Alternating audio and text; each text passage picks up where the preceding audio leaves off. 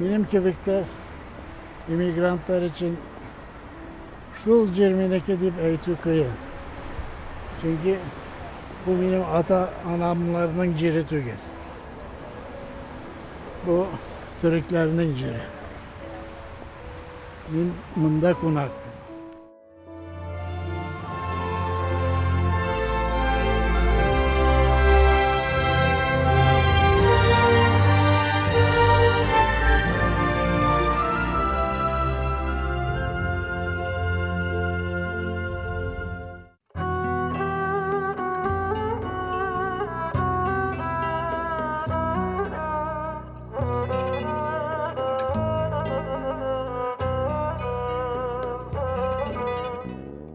Her кешегә үз ватаны кирәк. Татарлар кайда гына яшәмәсен, үзләре тормыш иткән ил кануннарын яшәү рәвешен хөрмәт итәләр. Шул ук вакытта алар ата-бабалары туган җиргә, ватаннарына тартылалар.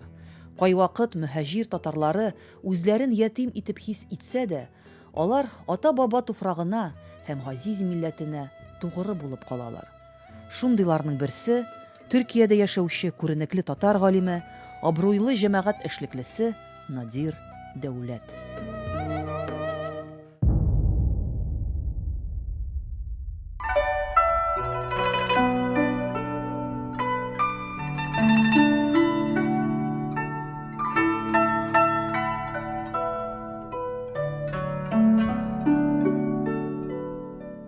Егерменче гасыр башында халкыбызның бер өлеше Кытайга эмиграцияга китүе билгеле. Октябрь инкыйлабы алып килгән кан куюлар, милләтләрне изү сәясәте белән килешә алмыйча, татар зыялыларының чит илләргә чыгып китүе масса күләм характерда була. Совет шикләре ябылу аркасында алар шунда яшәп калырга мәҗбүр була. Әмма чит илдә, кыен шартларда да татарлыкларын саклап калу өчен көрәш алып баралар. Шул нигездә татар эмигрантлары Кытайның Мукден шәһәрендә Милли байрак исемле газета чыгара башлыйлар. Benim etimediğim siyasetçiler idi, jurnalistler idi. Onlar Mugdin'de Milli Bayrak diyen gazetanı çıkardılar. Tatarlar için İdil Ural Hareketi yolbaşçısı Gayaz İsaki zor bir kurultay, kongres uyuşturdu. Kıtay, Japonya, hem Kore'de yaşayan Tatarlarının türlü uyuşmalarını birleştirdi. Şu uyuşmanın gazetesi bularak 1935'ten 45. yılga kadar 10 yıl Milli Bayrak gazetesi çıktı. Şu Milli Bayrak gazetesinde Tatar tarihi hem Tatar ziyalıları, zurlara falan turunda hem dünya haberleri turunda məlumatlar tapşırıldı.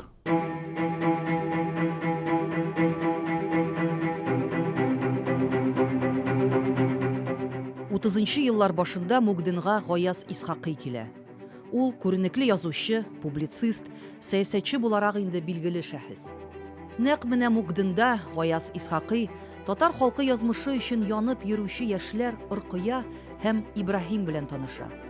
Кытайда яшәүче ватандашлар яңа уяну кичереп, халык язмышына, үз киләчәкләренә якты өметләр баглыйлар. Менә бу аклы-каралы фотографияләрдә Оркыя Гаяз Исхакый белән янәшә төшкән. Милли азатлык идеясе өчен көрәшеп, алар татар халкының дәүләтчелеген төзү максаты белән янып яши.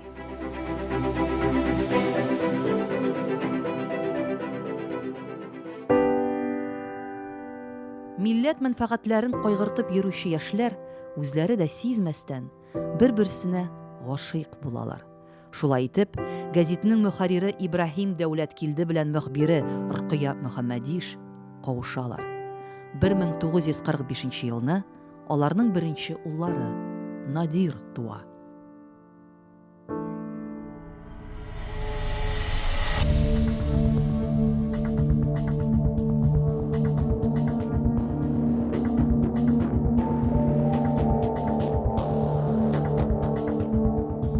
Ләкин яшь Дәүләт килде гаиләсенең бәхете кыска гомерле була. 1945 елның җәендә Харбингә Совет солдатлары бәреп керә. Совет хөкүмәте Кытайдагы татар эмиграциясенең милли сәясәт өлкәсендәге эшчәнлегенә каршы килә, аны инкар итә. Милли иммиграциясенең иң күренекле кешеләренә Советлар Союзы дошманы исемен тагып, милләтчелектә гаепләп, Оркыя белән Ибраһимны кулга алалар. Алда аларны 10 еллык сөргөн көтә.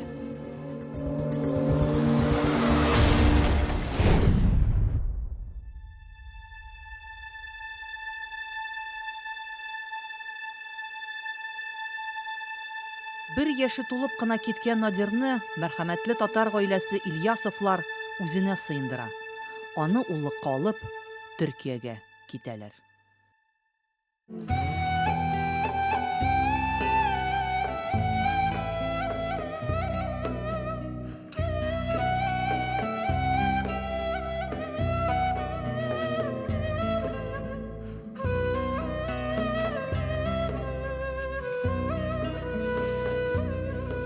Yarlı bir aileydi. Bilesiz 44-45 yıla soğuş yıllara durmuş ağır. Ul yok, bu yok, şeker yok, un yok falan. Şunda kıyınlıklar geçirdi. Bir de emigrantlar Kıtay'dan Türkiye'ye geldiğinde etinin kisesinde 15 dolar akça var idi. Başka nasıl yok idi. 2 çumadanımız var idi. Şunun bilen geldik biz. Mini Östergen ağayla Ahtem İlyasov var. Bir de kızları var idi. Benim apam. Benden 10-15 yaşka ülkenrek. O Fransız mektebinde okudu. Yarı Fransız mektebinde okudu. Çünkü Türkiye'ye gelgeç eti kart, eni de kart. Eş, hener yok, eş yok. Yarı apam işe girdi de o bizne. Asırada dip eti alamıyor.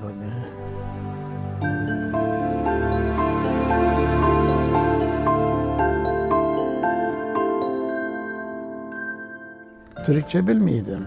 Öyle biz Tatarca söyledik. Şunun için ben Türkçeni başlangıç mektepke girgeçkine öğreni başladım. Şu başlangıç mektebini bitirgeç, beni niye gittiler bu German liseyine, Alman lisesinin imtihanlarına. Şunu ben uzdum, beni kabul ettiler. Anda okuy başladım ben. Şu bir orta mektebini yani 8. klasını anda tamamlamak şimdi işlerge mecbur idim çünkü akça yok ne yok. Apam buluşuğun. Eti de aslamçı diye biz 50'liler satıp yeriydi. Lakin kart kişi 50'ne seniydi almıydı. Neticede min işlerge diyişidim. Надир үзенең кем малае икәнлеген һәр вакыт белеп яши. Нәкъ менә Истанбулда яшәүче татар эмигрантлары аңа ярдәм итә башлыйлар. Чөнки Надир милләтпәрвәр ватандашлары әсирлектә җафа чиккән Ибраһим белән Оркыя малае. Bizden profesörlerden Reşit Rahmeti Arat. O da özü Petropavlov'da okugan. Yani eti bilen dostlar bulganlar. Hatta o bir mənə bizden uyuşmağa kiliyec etti. Sen İbrahim'in oğlu mu? Ne şok kattım yine. Kim bilir şulay İbrahim'in oğlu? Ya dedi, gidigeç ondan sıngarak o yine üzeri işlegen fenni dairege kirtti. İslam ansiklopediyası çıkararlarıydı üniversitede. Şunda işli başladım ben 3,5 yıl.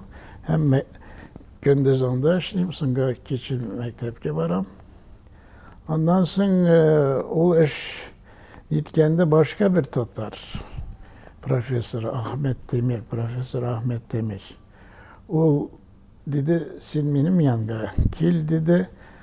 Anda yaxşırak akçatırlılardı. Onun yanında işləyəndə mən o vaxt universitetə yeriydim indi.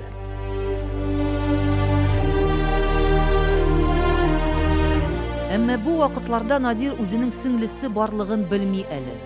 Сөргөнгә сөрелгәндә аның әнисе Оркыя авырлы була. Төрмәдә ул кыз бала таба. Фәридә исеме куша ул аңа. Кечкенә Фәридәне әнисе янында 3 яшькә кадәр генә тоталар. Аннары балалар йортына озаталар.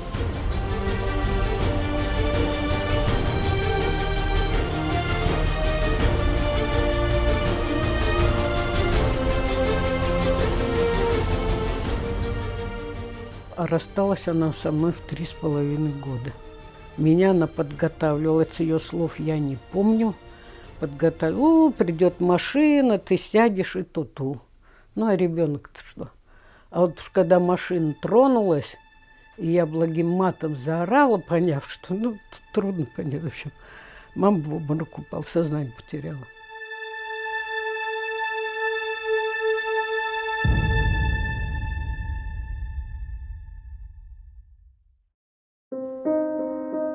Нәкъ менә гаиләсе язмышына ачыклык кертү максатында Надир тарих фәнен өйрәнүгә бөтен көчен куя башлый. Үз гаиләсе, әти-әнисенең эшчәнлеге турында мәгълүмат эзли, туплый бара. Дәүләт килде гаиләсенең язмышы, татар халкы язмышы икәнен аңлый ул. Azatı Radyosu'ndan şunu takdim kildi.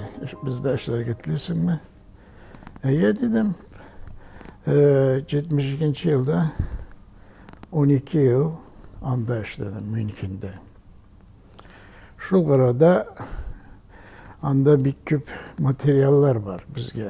Türlü yaklarda bir Sovyetler Soyuzu'ndakiler Bay Kütüphanesi var. Şu bir ara dedim ben niye ne diyeyim doktoranturaga ve müracaat ettim. 82. yılda doktor degen Çin'i aldım. 84. yılda Marmara Üniversitesi'nde da eşlik ettirdim.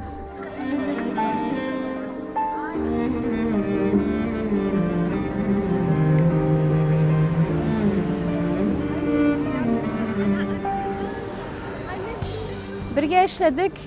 Min başta anın okuyucusu buldum. Magistratурада özümün dissertasyamını anın jitekçiliginde yazdım. Anın turu bir hulku var, turu huluklu nerse dep aytilganda. O mene nerse oylasa, ol şunu ayta turgan kişi. Ol Türkiye'de birinçilerden bulup mene Sovetlar çırında ol Timur Perde'nin tegi yağında kalgan Türkiye halklar turunda çın informasiya, çın məlumat eriştirdi Türklərə. Ol tege mene nidir? Xiyallar, miflar, alar şundayrak, alar mundayrak degen məlumat tügül. Mene çın turu informasiya 90-cı yıllarda Sovetlar tarqalgaç Türkiye bizge bir kızıksunu görsete başladı Türkiye tuğan halklarına. Lakin ol kızıksunuda ezrek tege mene biz sizin zor abıyığız. Mene bizning çerek turuguz, hani bizning çerek yürügüz, bizning kul astına cıyılığız revşinderek mene şunday münasebet buldu Türkiye'den, Türkiye halklarga karata. Evet bizge bu bir kızıklı bulmadı. Tek bizning Urus abıyımız var idi hazır.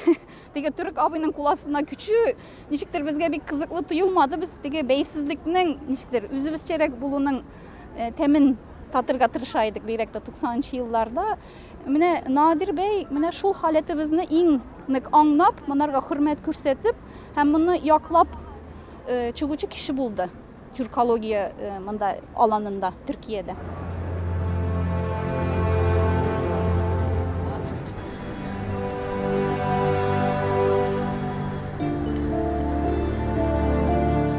Я вижу, что он очень похож на маму. Он очень на маму похож. И вот чем вот он старше становится, то тем больше. Оркыя исә гомере буе үксез үскән малае турында уйлап газап чигә. Хәтта сөргеннән кайтканнан соң да кая гына язмый ул. Һәм бер вакыт аңа җавап килә. Ну, вспоминала она, вся эта боль ее на всю жизнь была. Всю жизнь. Какой год 2 месяца оставила. Чего ж было не вспоминать, конечно. И она не верила, что она его увидит когда-то. Я уже знала с подросткового возраста, что у меня есть брат Надир. И вот тогда где-то в 59 году пришла фотография.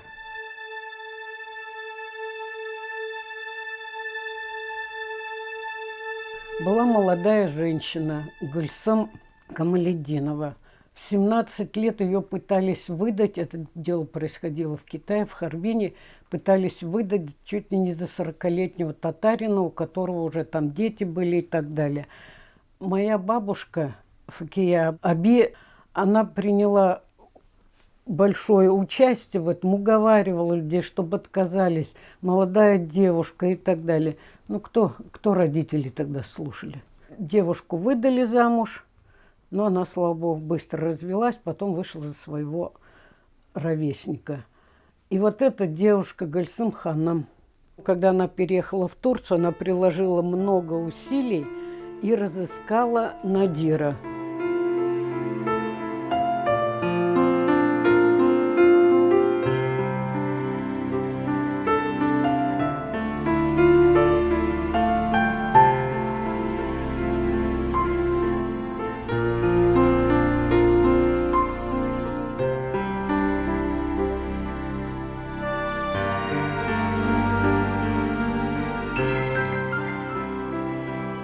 Азат ителгәннән соң Надирның әтисе озак яшәде. 1969 елда Ибраһим Дәүләткилде Казахстанда вафат була. Улы аны беркайчан да күрмәс.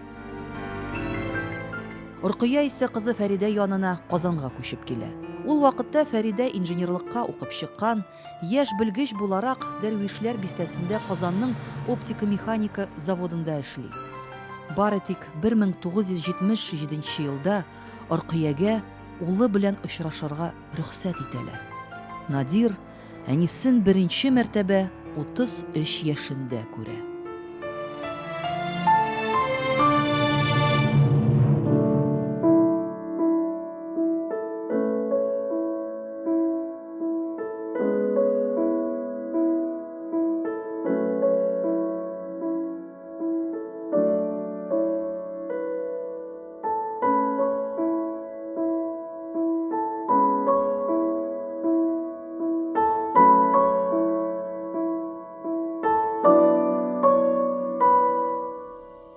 Бер 1989 елда Оркыя Дәүләткилде бу дөньядан китә.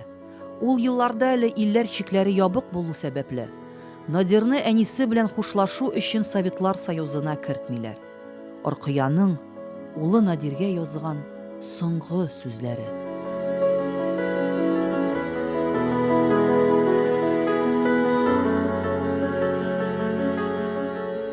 Күз нурым, улым, мин синең уңышларың белән горурланам. Киләчәктә тагын да зур уңышларга ирешүңә ышанам.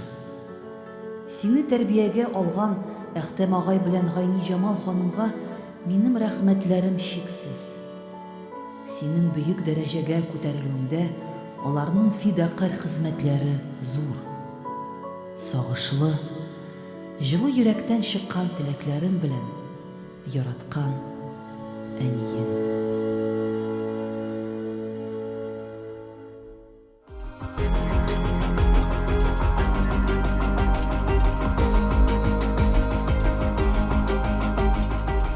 Әнисенең сүзләре чыннан да хак була. Атаклы профессор, тарих фәннәре докторы Надир Дәүләт Төркиядә генә түгел, бик күп илләрдә билгеле булган зур галим. Ул татар халкы һәм гомумән төрки халыклар тарихын төрле чыганакларга таянып язган, төрки дөньясында зур абруй казанган әдип. 30дан артык гыйльми китаплар авторы. 90нчы елларда гына Надир Дәүләт беренче мәртәбә Казанга килә.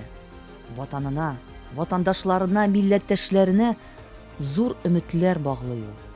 Нәкъ менә Советлар Союзы таркалгач кына Надир Дәүләтнең китаплары татарчага тәрҗемә ителә. Һәм бу татар дөньясы өчен зур ачыш була.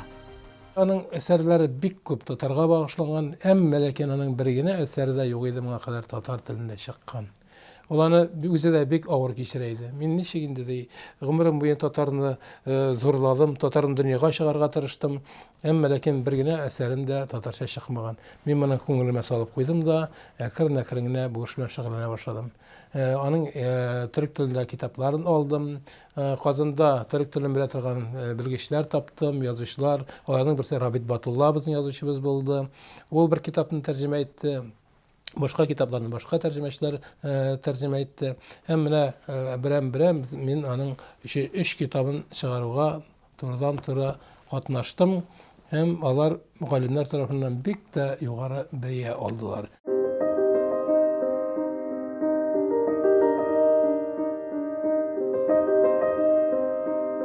Менә без нигездә ике тел беләбез. Һәм үзебезнең фәнни эшләребезне язган вакытта без рус чыганакларыннан һәм татар чыганакларыннан файдаланабыз. Надир Дәүләтнең әйткәнемчә даирәсе бик киң. Ул татарчада белә, русчада менә Азмат Сукалый бүген көндә, ул кытайчада Азмат Сукалый, ул төрекчә белә дигән белә, ул алман телен, немец телен бик яхшы белә, ул инглиз телен белә. Менә шушы телләрдә 5-6 телдәге чыганакларны файдаланып фәнни хезмәтләр язган китаплар чыгарган безнең бүтән галимебез юк. Һәм чыннан да бу яктан караганда уникаль галим. Һәм аның әле бүген көндә менә бу яктан бәя алып бетергәне юк.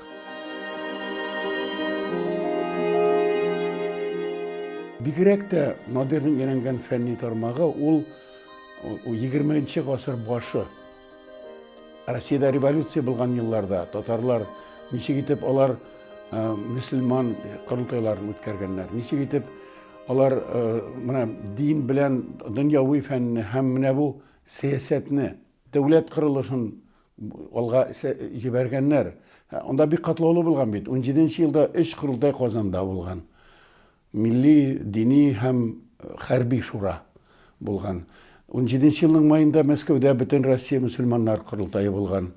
Анда 900 кеше катнашкан. Анда бит хәл иткәннәр мөселман мәсьәләләрен генә түгел, бигрәк тә алар дәүләт кырылышы.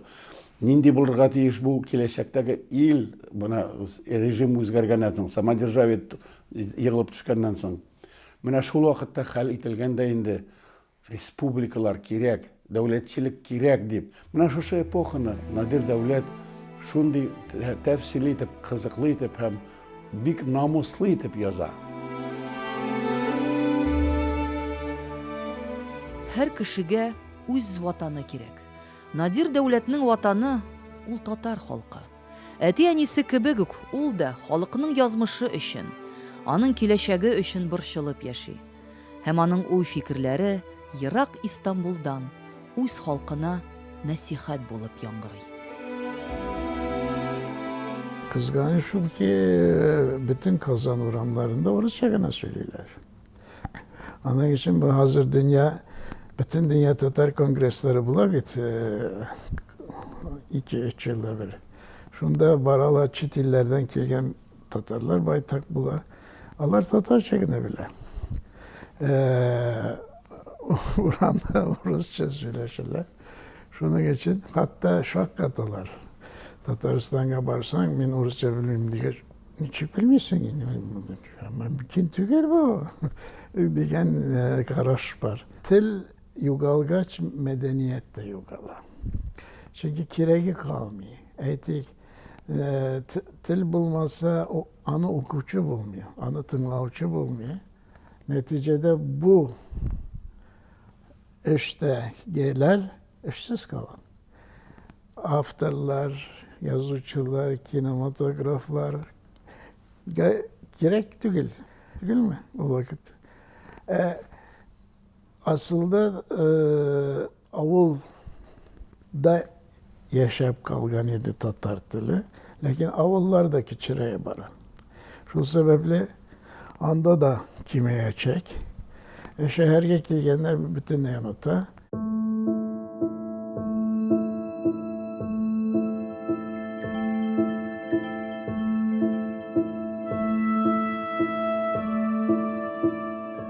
Tilini saklav işi aslında devlet işi.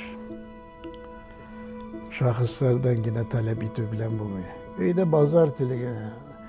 Min aşarga tileyim, içerge tileyim bu. Bunun bilen bitti ve selam. Yani bunu yaşattığı için devletin bunu min kongreslerde bu dünya kongreslerinin niçe mertebe, kiminde 2 mertebe eğitim Tatar tiline fonksiya birigiz. Niçik birigiz? Tatarça bilgenlerinin eş hakkını küterigiz. 2 dil bileler deyip. Misal için Türkiye'de şunun dinliği var, tertip var. Eğitim, siz İngilizce bilesiniz, siz Östemakça bileler. Ya başka dil bilesiniz, şunlar Östemakça bileler. Yani bu dertlendiriyor diyen söz kişilerini. Bulay bulmazsa niye öğrensin? Değil mi? Fonksiyası bulmadan dilini niye kullansın?